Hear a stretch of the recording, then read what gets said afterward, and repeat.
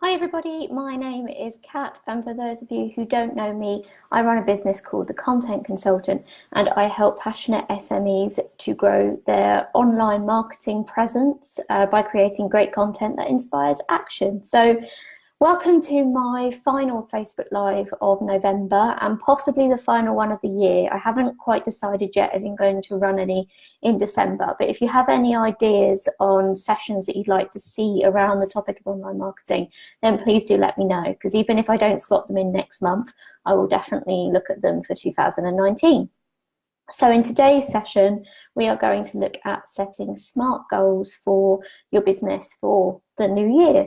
SMART goals, you may well have heard about them before, so some of this we're going to kind of maybe be going over stuff you might already know, but the main focus on this particular live is to talk about how you can tie your goals into your, let's say, your overall business goals tied into your online marketing goals, because sometimes they can kind of operate as two different things. You might have these top level business goals that are ingrained in a lot of the other work that you do, whether that's marketing or operations, and then you've got some online marketing goals, or maybe you don't, and it's just about kind of marrying the two together. So we're just going to go over a really easy way of doing that.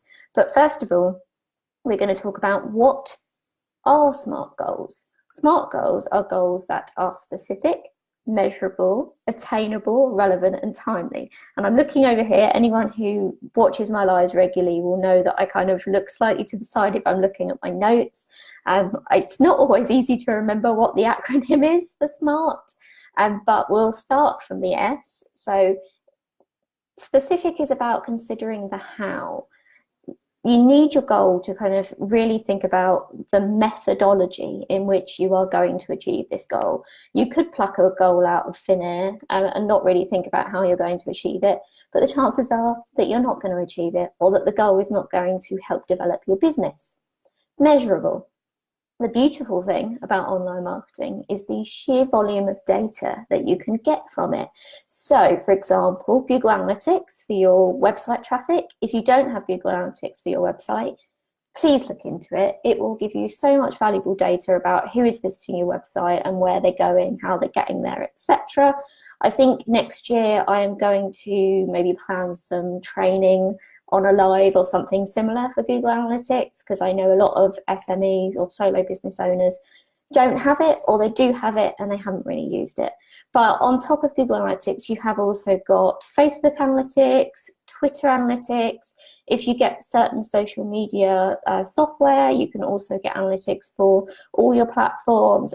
Basically, every social media platform has a form of analytics now. So there's no excuse to have a look at the numbers, and setting SMART goals with that kind of data in mind, so you can look historically at your data and kind of draw goals from that, or you can kind of be more aspirational and have a think about the sorts of goals that you would want to reach if you don't quite have enough data to look at it that way. The A in SMART is for attainable. There is absolutely no point whatsoever in setting goals that are not attainable. Basically, that means setting realistic goals. So again, you can look at past data, or you can kind of have a look at your sales. It's all around what you want your end goal to be, but you need to make sure that it's realistic. There's no point in setting goals that are like sky high, because you probably won't achieve them and you'll feel bad about it. Just setting realistic goals that are maybe slightly beyond the point that you're at now, and then you can kind of level that up. That's the best way to go about it.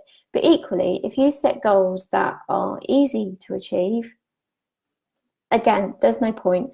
You're not going to learn anything from it. It's finding that balance between the two extremes, really. The R in SMART, of course, stands for relevant. So what will it mean for your business? And this is the bit that we're going to delve into the most in this session, is really what makes it relevant to your top level goals, what makes it relevant to where you want your business to go. Is it, relevant to your customer type? It's lots of questions to ask around relevancy, basically.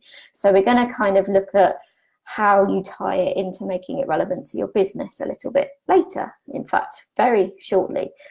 So T for timely, it's basically just setting a deadline that works, really. It's, you know, some people will set goal deadlines that are in a month's time, 3 months' time, 6, 9, 12, whatever it may be. That kind of deadline also needs to kind of be specific, measurable, attainable, and relevant as well. So really just think about the benefit of looking at kind of more long-term deadlines as opposed to short-term. There's nothing wrong whatsoever with having short-term deadlines as well, but having longer-term ones does allow you to kind of develop more of that data that you can then use to learn. So that is really a breakdown of what SMART goals are and just like roughly how they tie into online marketing. So I'm going to go into how to align your business goals with online marketing goals. And it's really, I cannot emphasize enough how important it is to look outwardly. So look inwardly to your business and what you want to achieve. At the end of the day, you want 2019 to be your best year yet if you can, and setting goals is the way to do it. So aligning your business goals with your online marketing goals. I've got a few examples that I'm going to go through just to kind of give you a starting point, because I know personally how overwhelming it can feel coming up with goal ideas, especially when you're looking at a blank piece of paper or a blank spreadsheet, however you're going to do it. I personally love a spreadsheet, but sometimes you do need to take time away from the screen and actually write things down. So let's have a look at basically a business goal and how to turn it into an online marketing goal. So we're going to be looking at really top level business goals here, and just trying to make them into smart online goals. Your business, whatever industry your business is in, you will have different types of goals, but some will be kind of quite, you can broaden them out into something. For example, the first example I have is brand awareness. Now, any business wants more brand awareness. They want to increase their brand awareness to get out there to people that don't already know about their business. That's the way of acquiring new customers. But brand awareness is very vague in many ways, but it is a good starting point for coming up with an online marketing goal, because you can have a look at things like reach and impressions on social media as a marker for brand awareness.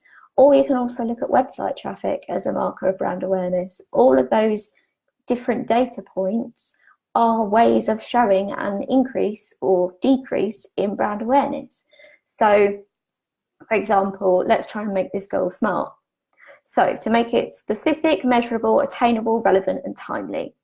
So if you want to increase your brand awareness, you might be looking at increasing your reach or impressions or website traffic by a certain percentage.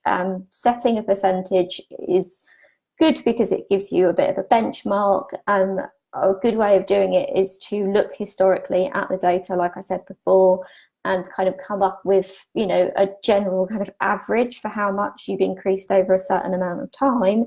And then you can take that into creating your new goal, kind of like up it a bit and say, well, okay, well, between September and October, your website traffic increased by about 10%, or maybe you looked at, that's a bad example. So if you looked at your October and November traffic and that increased by 10%, you might want to look at trying to increase your December traffic by 20%. Now, I would stop you there if that was your goal, because depending on your type of business, December is going to be a very quiet time of year.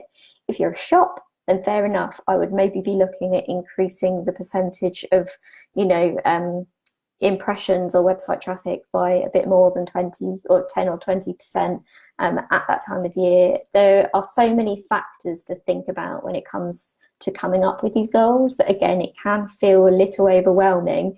But if you kind of scribble all your ideas down and remember the SMART principle, it does help to kind of rein it in a bit. And I am very, very guilty of struggling to rein it in a bit sometimes when it comes to goal setting.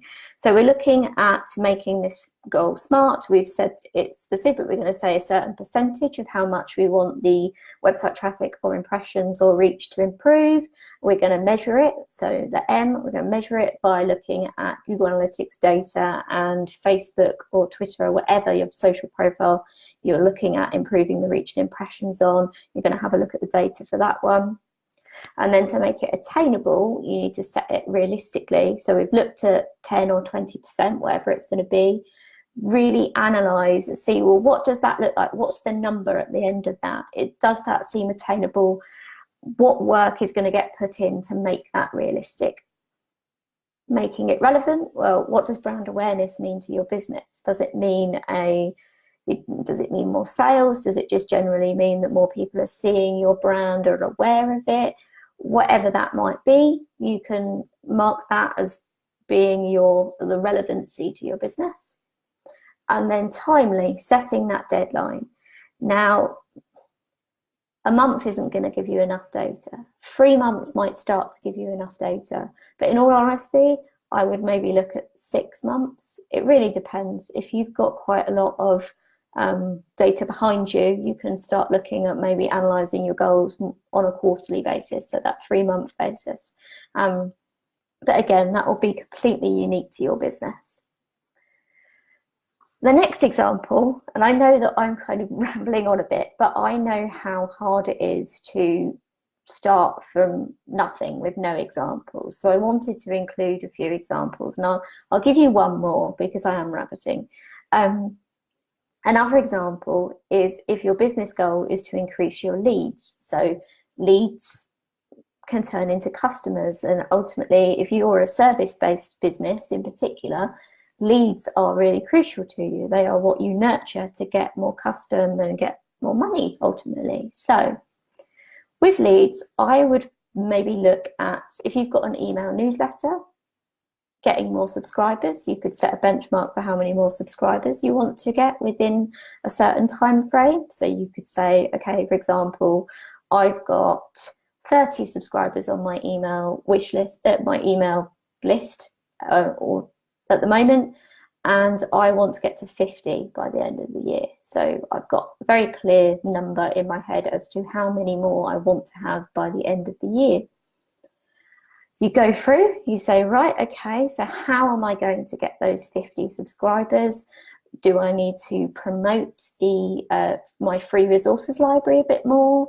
Do I need to do some paid advertising to help push it to new people? Do I need to be talking about it more when I'm out networking? All those things that I could think about are the kind of specifics of how I'm going to make it happen.